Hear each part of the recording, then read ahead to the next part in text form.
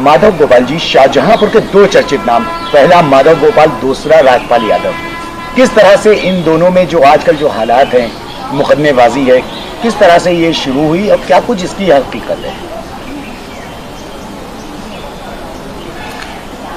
शुरुआत तो देखिए बहुत पुराना चल रहा है, लगभग 2011-12 से चल रहा है। तो शुरुआत तो आप लोगों को मालूम ही होगी।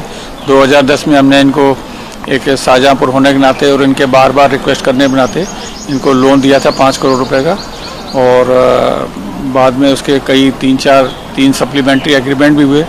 और मैं कई बार, चूँकि ये पैसा मिथिलेश जी जो पूर्व सांसद हैं और वर्तमान में राज्यसभा के सांसद हैं, उनके साथ भी कई बार गया।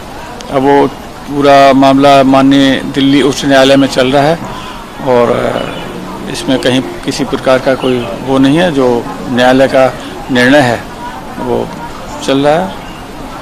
जिस तरह से राजपाल यादव के बयान आते हैं कि आपने उनकी फिल्म को रोक दिया, फिल्म से जो पैदाइश होना थी उससे पैसा मिलना था, जो भी इनकम होना थी, तो इस सब की क्या हकीकत है? नहीं, फिल्म को जब शुरू हुई थी, जब हमें टीवी से देख के मालूम पड़ा था कि इनका म्यूजिक लॉन्च अमिताभ बच्चन जी द्वारा हुआ है, और चूँकि हमारे एग्रीमेंट में ये लिखा हुआ था कि इनको निगेटिव पीरियड मॉर्गेज रखने थे, तो उस कंप्लायंस ना होने की वजह से स्टे हुई थी।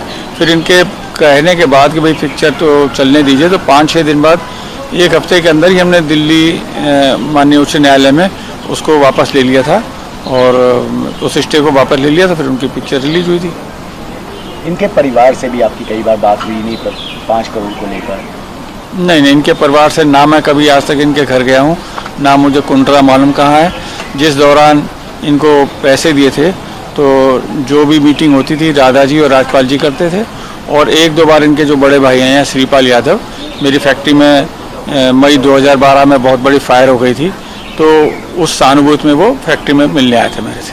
इसके अलावा मेरी इनके किसी भाई से या और किसी से कभी कोई किसी प्रकार की कोई बात नहीं हुई।